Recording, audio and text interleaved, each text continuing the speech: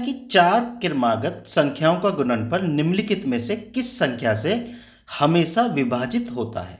देखो चार संख्या आप कोई भी उठा लो, ठीक है, वो जो गुणनफल है उनका वो कौन सी जो मिनिमम संख्या है उससे विभाजित होगा ही होगा। कैसे निकालेंगे इसको, इंग्लिश वाले बच्चे नीचे पढ़ लें जरा इसको। ठीक, देखो ध्यान देना बच्चों कि मान लो हम शुरुआती वाले चार नंबर ले लेते हैं, 1 2, मैं इसको दो तरीके से आपको समझा दूंगा। चार, अब इनको करो आपस में गुना, देखो तो कितना हुआ, 4 × 12 = 24, ये आया 24।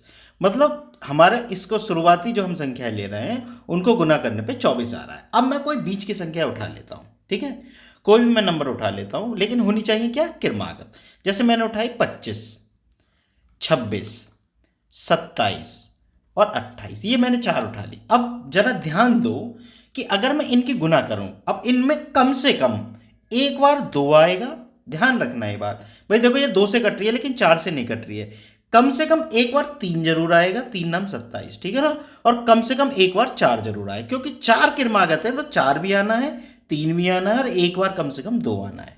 तो जब हम इनकी गुना करते हैं तो 4 दूनी 8 आएगा ही आएगा, और 8 × 3 = 24, ये आएगा ही आएगा, चाहे कितना ही छोटा छोटा नंबर ले लो, चाहे तुम कितना ही बड़े से बड़ा ले लो। बात मेरी समझ गए ना। जब हम इनकी गुना करेंगे तो भाई इस 26 में जरा मैं खोल के बता देता हूँ, ठीक है ना, ये आना ही आना है। क्या मैं बोल रहा हूँ, यहाँ से हमने ये देखा, इसमें क्या आ रहा था, 2 आ रहा था, 3 आ रहा था और 4 आ रहा था। देखो 5 नहीं है, 5 जरूरी नहीं आए, क्यों, क्योंकि भाई मैं 26 शुरुआत करूँ 29 तक ले जाऊँ तो 5 थोड़ी आ रहा है। लेकिन अगर मैं यहाँ 29 कर दूं, मान लो मैं इसको हटा दूं 25 को, ठीक है ना, और यहाँ 29 कर दूं, ठीक है, तो क्या हो रहा है भाई, तो देखो ये तीनों नंबर आ ही आ रहे हैं। इसमें 2 आ रहा है क्योंकि 26 क्या है, 2 × 13 है, इस 25 को हटा देते हैं। 27 क्या है, 27 तो भाई 3 × 3 × 3 है, और 28 क्या है, 2 × 2 × 7, ठीक है। तो देखो 4 आ ही आ रहा है जरूर, ठीक है, यहां भी आ रहा है और यहां भी आ रहा है, ठीक है, 3 आ ही रहा है और 2 आ ही रहा है। इसका मतलब 2 × 3 × 4 ही क्या होगा, वो संख्या होगी जिससे 4 संख्या गुणनफल कटेगा ही कटेगा, ठीक है।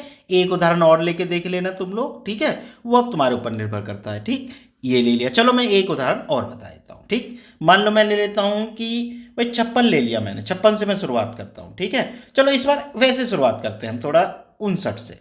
हमने 59 ले लिया, उसके बाद 60 लिया, उसके बाद क्या लिया, 61 लिया, और उसके बाद 62 लिया, ठीक है। अब यहाँ जरा गौर से देखो, देखो यहाँ ध्यान से, ये जो 60 है, 60 में क्या आ रहा है, देखो 2 भी आ रहा है और 3 भी आ रहा है और 5 भी आ रहा है, ठीक है, 2 × 6 = 30 और 1 2 और आ रहा है, ठीक है, नहीं नहीं 4 आ गया।